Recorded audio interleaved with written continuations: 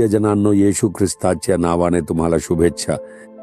मी तुम्हांशी Bethlehem मधून बोलत आहे. मी इस्रायलमधील बेथलेहेम या शहरात उभा आहे. तुम्हाला माहिती आहे का हे कोणते क्षेत्र आहे? जेव्हा येशूचा जन्म झाला तेव्हा काही मेंढपाल जवळच्या शेतात आपली मेंढरे राखत होते. ते रात्री पहाडा देत होते आणि आपल्या मेंढ्यांची राखण करत होते. तो हिवाळ्याचा काल होता, म्हणून थंडीपासून बचाव करण्यासाठी त्यांनी आग लावली होती. अचानक एक तेजस्वी प्रकाश दिसला. एक देवदूत आला आणि जाहीर केले, मी तुम्हाला मोठ्या आनंदाची शुभवार्ता सांगतो. आज तुमच्यासाठी एक तारणारा जन्मला आहे, जो ख्रिस्त प्रभू आहे. हे जाहीर केल्यानंतर देवदूतांची मोठी फौज एकत्र आली आणि त्यांनी एक सुंदर गाणे गायले. हेच ते ठिकाण आहे जिथे त्यांनी ते गाणे गायले. तुम्हाला इथे गुहेसारखे काही दिसते का? डोंगराळ भागात थंड रात्रीमध्ये मेंढपाल अशा गुहांमध्ये राहत असत. हे असेच एक ठिकाण आहे.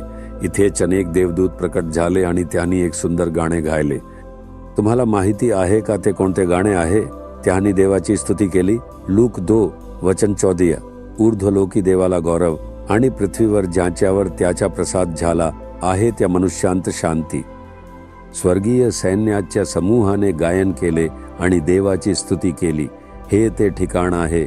त्या गाण्यात त्यांनी काय म्हटले ते पहा. सर्वोच्च देवाला गौरव. हा तो दिवस आहे जेव्हा देवाचा गौरव केला जातो. माणसांबद्दल सदिच्छा. पृथ्वीवर शांती. येशू का आला? तो शांतीचा अधिपती म्हणून आला. ज्यांच्या आयुष्यात शांती नव्हती अशा लोकांना शांती देण्यासाठी तो आला. आपल्याला शांती मिळावी म्हणून त्याने स्वतःचा त्याग केला आणि क्रुसावर आपले रक्त सांडले. बायबल सांगते त्याने क्रुसावर सांडलेल्या रक्ताने शांती निर्माण केली. म्हणूनच तो जन्मला. तुमच्या हृदयात शांती आहे का? खरी आनंदी भावना आहे का? पाप किंवा काही अपराधामुळे तुमची शांती ढासलेली आहे का? पाप्यांना क्षमा करण्यासाठी आणि त्यांना शांती देण्यासाठी येशू तारणहार म्हणून जन्मला. या जगात जो कोणी त्याला स्वीकारेल त्याच्या आयुष्यात शांती येईल. माणसांबद्दल सदिच्छा. येशूने सर्व लोकांवर प्रेम केले. त्याने कधीच श्रीमंत आणि गरीब यांच्यात भेदभाव केला नाही. त्याने कधीच सुशिक्षित आणि अशिक्षित यांच्यात फरक केला नाही. त्याने रस्त्याच्या कडेला भीक मागणाऱ्या व्यक्तीवर प्रेम केले आणि त्याच्यासाठी एक चमत्कार केला. सर्वांनी नाकारलेल्या माणसाला शोधत तो गेला आणि त्याच्यावर आपले प्रेम व्यक्त केले. येशूला तुझी खूप आवड आहे. तू विचार करतोस का कोणीच माझ्यावर प्रेम करत नाही किंवा मला आवडत नाही? येशू तुझ्या खांद्यावर आपला हात ठेवतो आणि म्हणतो, मला तुझी खूप आवड आहे. हे सांगण्यासाठीच देव माणूस म्हणून जन्मला.